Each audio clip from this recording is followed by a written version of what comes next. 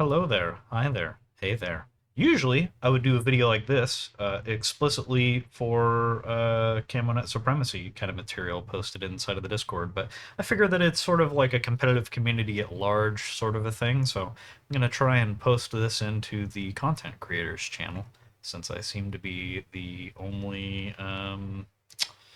obviously, there's tactical gaming for the casting stuff and the match recordings, but I seem to be kind of the only content creator that's speaking to the scene. So, anyways, I was thinking about some stuff while I was cleaning the house a little bit ago. Coming from Squad, as probably everyone that's watched any of my other videos will know, I don't shut the fuck up about, is kind of where I get all of my experience from and all my understandings of like how tournaments run, and then a majority of my opinions on content and my positions on like balancing or what the competitive community should kind of do with this game. So I watch a lot of like CS:GO content and League of Legends and stuff like that. I don't follow any of those games, but I'm subscribed to four or five different channels where they explicitly delve into like what's this team doing and how's this team handling this and what's the history of this tournament host and how did this work out well and this didn't work out well. Yeah, I think that in the same way as a competitive player in a game like this or Squad or Hell Let Loose, you're going to develop significantly faster as a player as just an individual, whether you're just like a Joe that isn't really all in that into the leadership thing, whether you're on a leadership level or you're whether you're focused more on like the community management angle of like, what's the scrimmage going to be this weekend? I got to set that up. What team relationships are like. You're going to get significantly better at whatever job you're doing if you look out of kind of your own bubble and see what other people are doing in the space, right? It's easy to make that case with game development, for instance, where, the stuff that Reforger doesn't do well is really more perverse and silly because at some point you should have gone like, well, there's seven other games in this space. Why didn't the devs, look to see like how Squad was handling this thing, or oh yeah, Postscriptum did that. That's really interesting. Maybe we should do like a rendition on that, or oh, that doesn't really work all that well. So um, I was thinking about tournament bracket and seeding stuff because obviously season two's bracket just got announced. Personally speaking, because I love giving my personal opinion. I don't agree with throwing everyone into just one big bracket, even if the scene is kind of new and you don't have established kind of skill levels for each team. Um, Not really a fan of that. So I just want to speak a little bit to the philosophy, and then what I would offer is maybe a better position to take for the future moving forward for the community at large, even if ARCL necessarily as an organization or as a tournament host doesn't want to go this route. Um, so typically, I actually made a graphic for this. I was just going to play the ordinary game, but got this going on. Um, so I made this to help.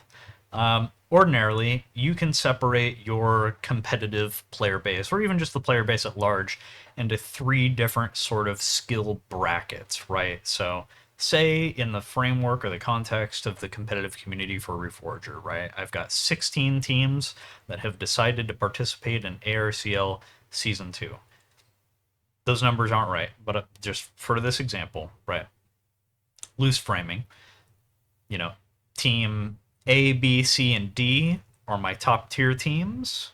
E, F, G, and H are sort of my mid tier teams, and I, J, K, and L are sort of my low tier teams. Now, there's a reason that you typically separate your player base, or you think about your player base as three separate skill groups or brackets. Not to be confused with like the bracket that you've made for a tournament, right? Um, there's always going to be typically two different gulfs. Think of this separation just as sort of like you're always going to have really fantastic players that spend an incredible amount of time with the game. You're talking about people that are retired. This is their passion. whatever reason kind of drives people. You're always going to have very, very high performing people at the very top of your player base, and therefore you're always going to have very um, uh, high level teams. These are the people that are like focused on the micro meta of how this specific system in the game works. These are the people that are like jiggle peeking you from around trees because they know that like the network advantage is on their side when they do that. These are the people that know the exact timings to each city, on Evron in the course of a match. They almost don't have to do timings. These are the most creative people that typically, the most creative teams that look to solve problems, seriously seek challenge. Now, not everyone, and typically most people are not on this level, whether it's people don't have a whole lot of time to spend with the game. Oh my god. I've got streamer mode on and it just doesn't work. Um, Not everyone's got a lot of time to spend with the game, but they might have the drive and it just doesn't really piece together. I'm not arguing, what separates these different groups, but this is just kind of what it is. You're always the gulf between, there's typically like 3 or 4 um, top tier teams that just play in like a different matrix sort of style, different incentive structures, different buy into the game than like 80%, 90% of the rest of the player base. So you're always going to have top end. And then you're always going to have a low end, right? These are people that I make the joke all the time, but there's a position in the community for it. It's a legitimate one, where they're not all that super hot and heavy about competitive. It's really not a big deal to them. They're not really taking special time out of their day. These are the groups and communities that are doing like 17 other events this year, like One Life events and like Milsim roleplay stuff, and they're just doing the competitive stuff because it popped up as an opportunity for a set of events, on weekends where they could engage their what they consider their player base, right? These people, they take a loss and they're like, whatever. They're not watching match recordings. They've probably never scrimmaged anyone. They could lose half of their matches, partway through ARCL Season 2, and they just don't really care. They're not, like, hitting the books and trying to, like, think of how they lost and why this, that, and the other. So there's always going to be a top end, there's always going to be a bottom end, and then logically there's always going to be kind of an in-between space. These are teams that, might have a mixture of good gunfighters and a couple of good mines, but that kind of averages out to below at some degree, you know, getting out, hey, everyone's so good at ordinary gunplay and consistent, everyone's got fantastic map knowledge that we can start playing at like the top tier level of jiggle peeking and knowing exactly what distances are when I crest a hill because I went through 2 hours ago and pre-ranged everything out. In 3D Paint by from taking a screenshot of the match, where you're certainly not bottom tier, but you're certainly not top tier. You're somewhere in the middle, right? This typically ends up actually being your biggest sort of section of the player base is middle tier teams because that there's all sorts of variations and like things that go into that and you could be everywhere on the spectrum all at once. You could have really shit players, but really great shot callers and people that make fantastic decisions. So you just have bodies in the right places. You could have fantastic gunplay people, but you just don't really care about strategy. But every gunfight you get in, you basically win. Right place, right time, basically. There's kind of a lot that goes into that. So typically, what you would do from a player base like this, if you went through and you decided that you wanted to make your own tournament, you would do one of two things. You would either section this off into 3 separate brackets to account for the 3 separate skill levels, or you would throw everyone into one bracket and you would just run it. So there's a considerable issue when you throw everyone into one bracket because now you're in a way not valuing people's time. If 80% of the player base, the gulf between sort of these two realms or skill levels, however you want to think about it, is astronomical, right? Um, then participation for any of these given teams when they see that these teams are in their bracket gets really hard to justify. When you're playing the matches, it doesn't feel good. And then, two, if you're in a low tier team and you're playing against a top tier team, the gulf is typically so large that there's no lesson for you to pull from the matches that you're playing. You die to someone that was like 500 meters away that hit you with a headshot, basically every time. There was no opportunity to understand kind of like positioning or like, oh, I almost had that. Um, and then two, aside from like literal disparities in what the experience is, you know, if you're signing up, if you're an individual on one of these kind of low tier teams, or even arguably one of these mid tier teams, if you're on kind of like the lower end of mid tier, uh, you seriously kind of question whether or not you want to participate in a tournament if you know that you're not going to win the tournament, right? Um, yeah, cool. Everyone on these teams could be sick. Their mouse could die mid match. Their computers could blow up, and you might be able to, technically speaking, 0.0 012 chance. That was a terrible example line, but um, you're not going to win. You're just not. So the worth or the value that you have as a low tier team kind of gets thrown into question, right? But there's also a little bit of an issue. This was kind of my experience from what I'd seen in Squad, where they would break it along these skill lines. Um, is You would just kind of stay put where you were at. If you're on the top end of one of these kind of mid tier teams, you might occasionally want the opportunity to face one of these teams because the gulf between you and these guys might be getting pretty close. You might be getting there to stepping into being a top tier team yourself.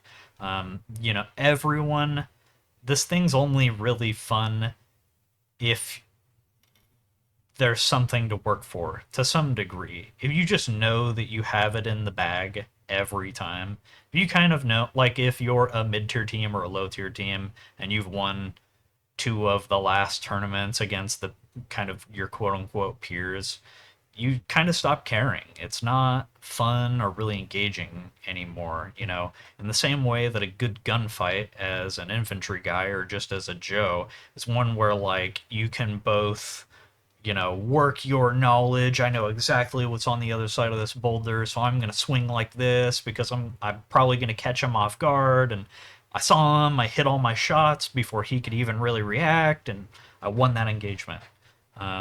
In that same sort of a way, from a team perspective, and it should be for a leadership perspective as well within the teams. You should thrive off of like close matches, whether you just won it or whether you just lost it. Um, and when you're kind of playing along this three slice line, it's really kind of hard to get that. You want an opportunity to face someone that's a bit above you because you're still going to pick up lessons from the loss. And as long as the skill gap between the teams that are facing off isn't astronomical, then I'd argue that that should kind of be supported. You just don't really get that when you split it along three lines like this. I would argue that it actually works out better from a tournament host's perspective and from a culture perspective for the community at large. Instead of thinking about these breaking teams into three separate areas, we should probably be thinking about breaking things into four separate areas, right? Top tier, high, mid tier, low, mid tier, and then low tier, right? Because what you're getting there, if you kind of shrink down in between each of these sets, the gap between what makes a low tier team and a low mid-tier team, you set yourself up well for just then the tournament comes around and you've actually only got two brackets, or A, B, C, and D, E, F. So like top tier and high top tier teams can face each other and they can get that challenge where team A, B, and C are, well, I put D too, but are significantly better than, like I said, the rest of the 80% of the player base. But specifically between these teams, there's a case to make there for like, you could pick up one or two things, or like you could see how that super top tier team, best in the game, places their spawns. You might pick up something on that or see the value of that, and you're like, oh, you know what, that might fucking be us. Or like, oh, I kind of see how that guy's working that tree with the jiggle peaks. I kind of get it. Okay. And then two, not necessarily speaking from experience, if you're on one of these top tier teams, it's lonely and it's boring because there's typically only like two or three if you're lucky. Usually it's just one other team that's playing kind of at your level. So these kind of top tier teams, from a cultural perspective, should be driven to talk to these teams, to share information and try to get these teams up to where they're at so the challenge is a little bit better and there's more fun. The same thing should kind of happen down here. If you're on a low tier team, you should have opportunities and challenge that comes with facing teams that are better than you. But it should happen in a way where that's not going against teams where you're significantly outgunned, right? Um, Otherwise, for both top tier and low tier, you're like, why am I doing this? This is kind of fucking boring. These guys know they're always going to win. These guys know that they're basically always going to lose.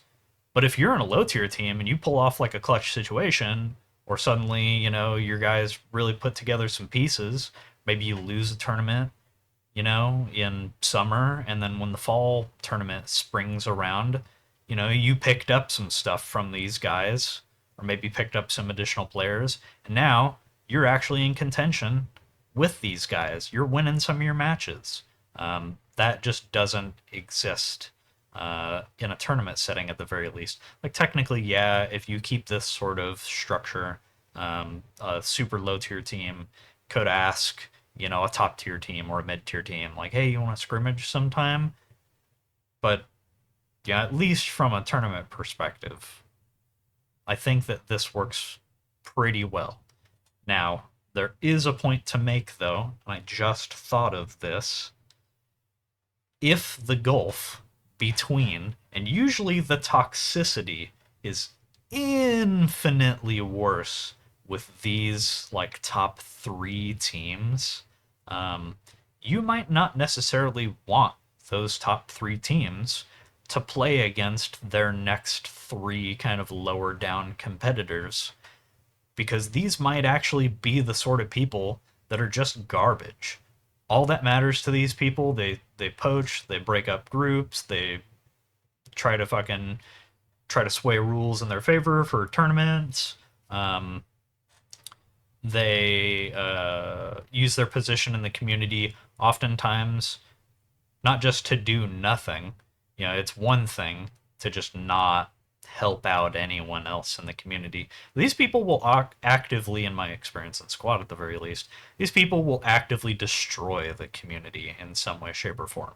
So you might not, as a tournament organizer, because everything is kind of downstream from running tournaments, people will run their scrimmages to reflect what's required for the tournament and such. The best example that I can show for that is if you signed up for a 10v10 tournament, you're probably not playing in 20v20 scrimmages because you already know that you're only doing 10v10s for the tournament, right? You might actually want to kind of excise that toxicity and be like, hey, yeah, you guys can do whatever the fuck you're going to do over here. That's cool. Who cares? Whatever, we'll turn on the server for you, but we really don't care. This is kind of where it's at, right? So instead of breaking it into two brackets, you might actually want to have three. So you have team A, B, C, D, whatever the fuck, can do their their thing, and that win can mean whatever the fuck it means to these people, however they want to justify it. And then over here, you just compress these layers a little bit to account for that. You kind of merge to an extent mid tier and low tier. Low tier is still effectively like its own sort of a thing because there's gradients to that too, in the same way that I had kind of described there being gradients to like mid tier, where you might be everywhere on the spectrum all at once of like really great shooters, horrible leadership. So like you just shit the bed when it comes to making calls, but if you're in a situation as a body, you'll win your gunfights. Um, Same sort of thing is that might be true down here. So that kind of accounts for it. So, anyways, fancy voice message complete, and this is probably my favorite thing. It's why I come out with so much content, is because I really do fucking love. I really do love competitive as a sort of like hobby or a subset of games. I think that regardless of whether you watch all of this content all the way through or whether you circle back to it or whatever, I don't give a fuck. I'm not trying to make money. I think that most people will kind of come around to that as well. They'll feel it themselves. A lot of people that are participating in season 2 of ARSDL are new to this competitive thing, and they might kind of catch up to where a lot of our positions are for people that have been in this for a lot longer through different games and stuff. For the same reason that as a console player, it's really cool. Reforger is one of your first opportunities probably to interact with like a real community that's based in Discord and holds events and signups and hey, we're gonna do this on this date, and you pop in and you work towards like a collective bigger thing, even in the context of a public match where like I'm not really feeling it, so I'm just gonna go drive a Logi truck, but I'm still contributing to the team when I do that. I think that people are going to find over time depth and that same sort of relationship in the competitive community. Just needs a little bit of time. So thank you for sticking with me. Sub 25-minute video. It's nice.